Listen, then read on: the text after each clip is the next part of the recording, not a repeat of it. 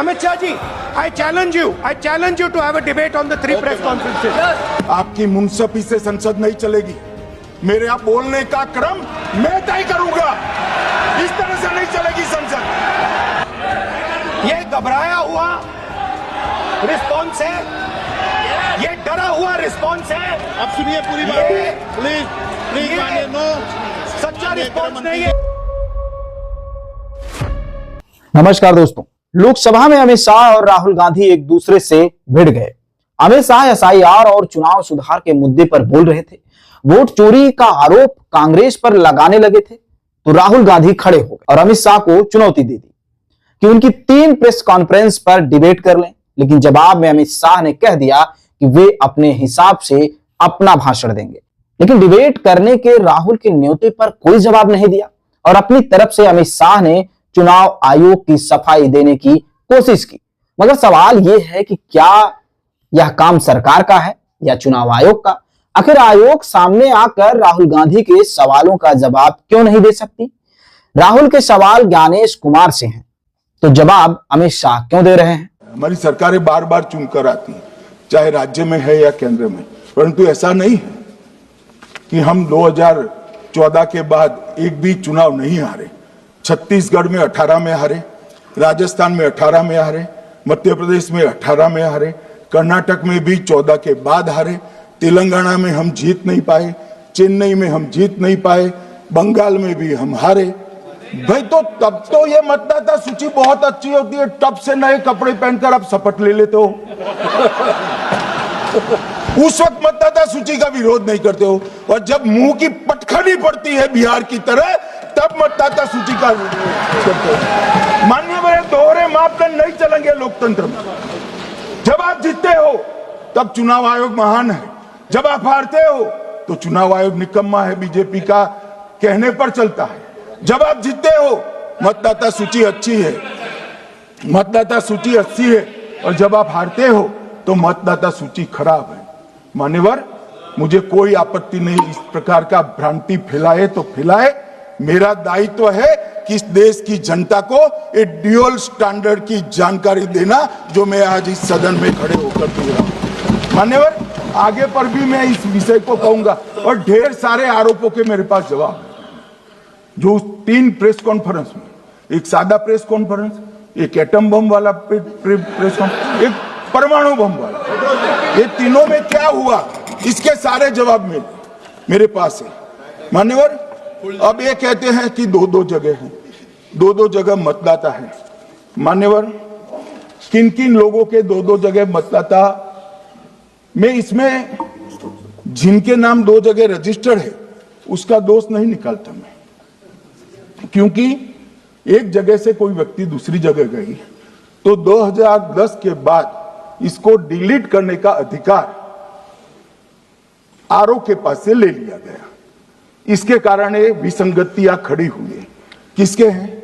श्री प्रशांत किशोर जी के 2 जगह मतदाता है, पवन खेरा जी का भी है, तेजस्वी यादव का स्वयं का है, टी सिद्दीकी एनआईसी केरल के नेता का है, मान्यवर संजय सिंह आप पार्टी के नेता के हैं, एक किशोरी पेडनेकर यूबीटी शिवसेना के हैं, इनका भी है। मान्यवर, सामान्य गलतियां हैं, क्योंकि एक नियम आ गया, जिसका जब वोट काटने का जिसका अधिकार है उसको रोक लिया गया, तो आरओ वोट काट नहीं सकता था, इसलिए 2 जगह रह गए। अब वो ही एक गहन पुनर्निरीक्षण से सुधरना है, मगर आप गहन पुनर्निरीक्षण को वोट चोरी कह रहे हो। मान्यवर, वोट चोरी किसको कहते हैं वो मैं बताना चाहता हूं, और हमारे यहां कुछ परिवार ऐसे हैं जो पुश्तैनी वोट चोरी करते हैं। अच्छा, बोलिए आप। हाँ, बोले आप, बोले। हाँ, बोले आप, बोले। स्पीकर सर, मेरा कल एक सवाल था, जो हिंदुस्तान के इतिहास में पहली बार डिसीजन लिया गया कि इलेक्शन कमिश्नर्स को फुल, नहीं, फुल इम्यूनिटी दी जाएगी। ठीक है, ये है ना, इसका जवाब इसका पीठ में खत्म नहीं किया सर। इसके पीछे जो थिंकिंग थी वो हमें सबसे पहले बताएं। ठीक है। दूसरी बात, नहीं, हरियाणा की जहां इनने बात की, इन्होंने एक उदाहरण लिया, वहां पर अनेक उदाहरण हैं। वो भी आपने दिया था ना, 19 वो भी आपने दिया था, इसलिए दिया वो भी। 19 लाख वहां पे फेक लोग वो उदाहरण आपने दिया था, इसलिए उसका जवाब दिया। और ये भी हमें बता दीजिए, actually let us have a debate on my press conference. Let us go, let us have very good idea, let us have a debate on the press conference. Amit Shah ji, I challenge you to have a debate on the 3 press conferences. Please ठीक है, बैठ जाइए, बैठ जाइए। माननीय, please माननीय, आपने बात की थी, प्लीज। डिबेट ही तो चल रही है। उत्तर प्रदेश में और हरियाणा में दोनों चुनाव में वोट कैसे दे रहे हैं? प्लीज ये भी जवाब दे दीजिए। माननीय गृह मंत्री जी। मान्यवर, पहली बात मैं स्पष्ट करना चाहता हूं, मैं 30 साल से विधानसभा और संसद में जनप्रतिनिधि के रूप में चुनकर आता हूं। मुझे लंबा अनुभव है संसदीय प्रणाली का। विपक्ष के नेता महोदय कहते हैं कि पहले मेरी बात का आप जवाब दीजिए, मैं सुनना चाहता हूं। आपकी मुनसफी से संसद नहीं चलेगी। मेरे आप बोलने का क्रम मैं तय करूंगा, इस तरह से नहीं चलेगी संसद। मान्यवर, उनको धैर्य रखना चाहिए, मेरा जवाब सुनने का। इनकी एक एक बात का जवाब मैं दूंगा, मगर मेरे भाषण का क्रम वो तय नहीं कर सकते, मैं करूंगा, क्योंकि मैं बोल रहा हूं।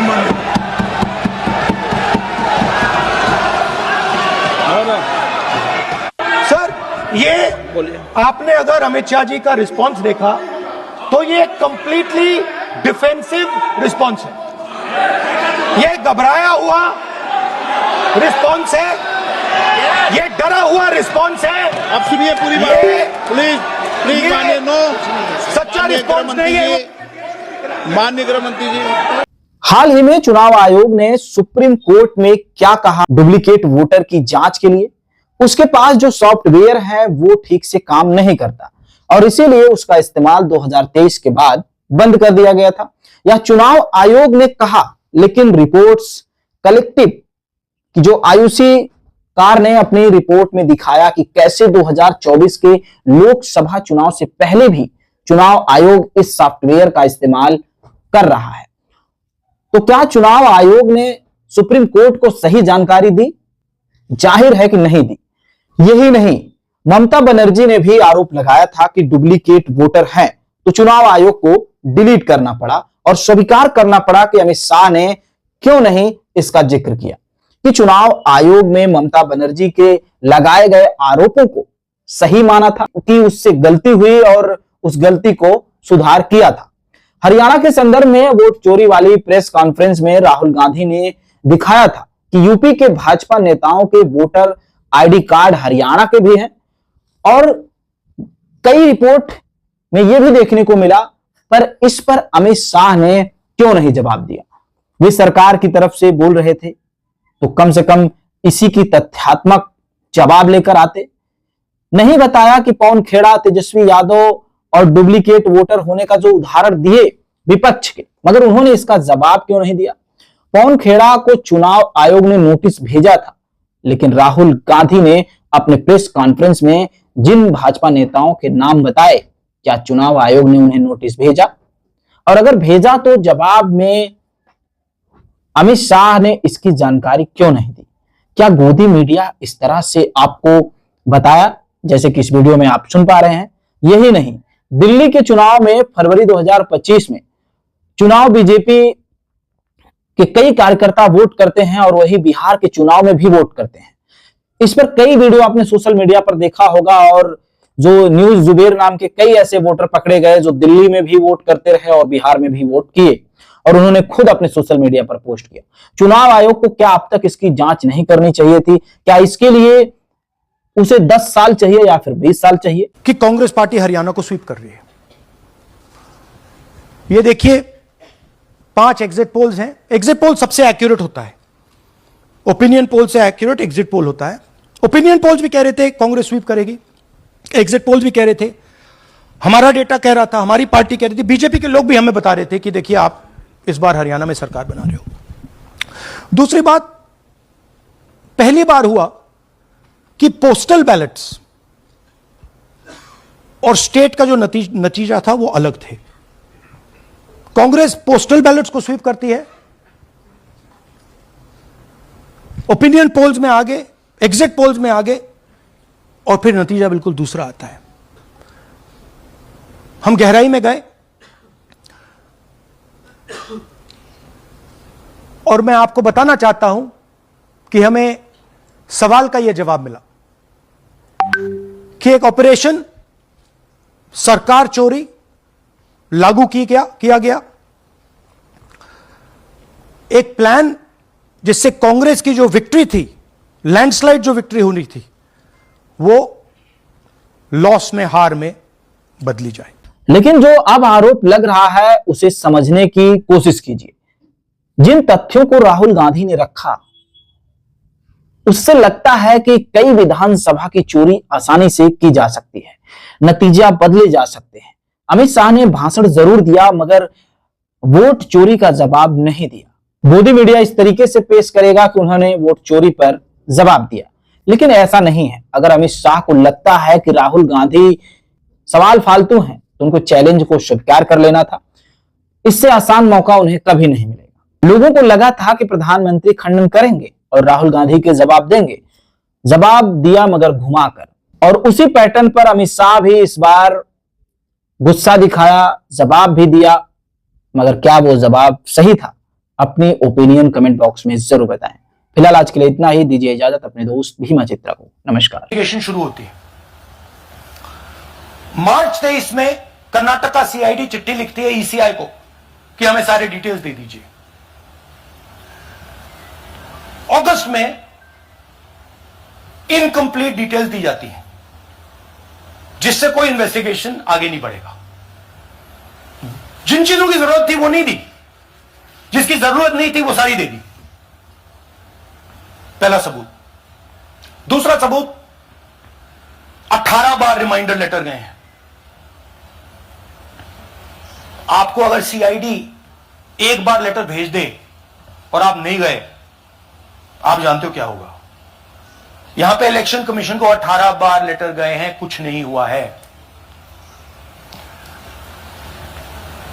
बाद में क्या होता है, कर्नाटक ईसी इलेक्शन कमीशन को लिखता है, कहता है भैया हमें दे दीजिए, आपको इंफॉर्मेशन देना पड़ेगा। No reply. मार्च 25 में आखिरी लेटर सितंबर में गया है, कुछ ही दिन पहले। No reply from EC. यह है सबूत कि ज्ञानेश कुमार जी वोट चोरों की रक्षा कर रहे हैं। गुरकीरत सिंह डांग, इनका नाम बूथ नंबर 116, 124, 125 एंड 126 में 4 बार। जूम इन कीजिए, ये देखिए गुरकीरत सिंह डांग, फादर्स नेम रणबीर सिंह डांग, हाउस नंबर A413। तो दिखाइए, गुरकीरत कौर डांग, गुरकीरत सिंह डांग, हाउस A413, पूरब मैनर। 4 बार आता है। और ये सिर्फ एक व्यक्ति नहीं है, हजारों व्यक्ति हैं। ये मैं आपको लिस्ट दिखा देता हूं। ये है डुप्लीकेट वोटर की लिस्ट, देख लीजिए। ये सब डुप्लीकेट वोटर्स हैं।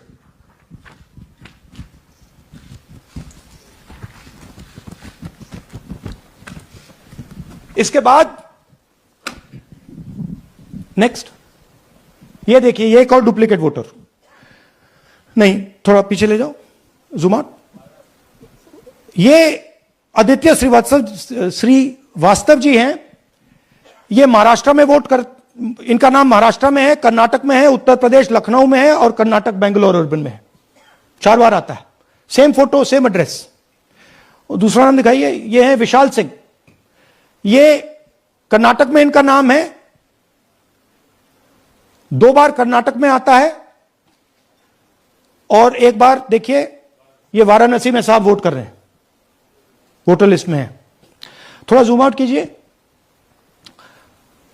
और ऐसे हजारों हजारों लोग हैं, 11,000 वोट ऐसे चोरी हुए। उत्तर प्रदेश में और हरियाणा में दोनों चुनाव में वोट कैसे दे रहे हैं, प्लीज ये भी जवाब दे दीजिए। हजारों वोटर हैं जो यूपी में वोट कर रहे हैं और फिर आकर हरियाणा में वोट करते हैं। इसलिए ये पूरा स्टैगर्ड प्रोसेस है कि भैया हरियाणा पे पहले होगा, फिर यूपी में बाद में होगा, फिर गुजरात में यहां होगा। ये पूरा जो स्ट्रक्चर बनाया गया है इसके लिए बनाया गया है कि हमारे लोगों को 2, 3, 4, 5 बार वोट कराया जाए और कांग्रेस पार्टी और विपक्ष के लोगों को वोटर लिस्ट से हटाया जाए। ये नीचे प्रहलाद जी सरपंच मथुरा डिस्ट्रिक्ट, ये होडल असेंबली में वोट कर रहे हैं और ये हैं बीजेपी के नेता के साथ, यूपी मिनिस्टर के साथ, लक्ष्मी नारायण के साथ।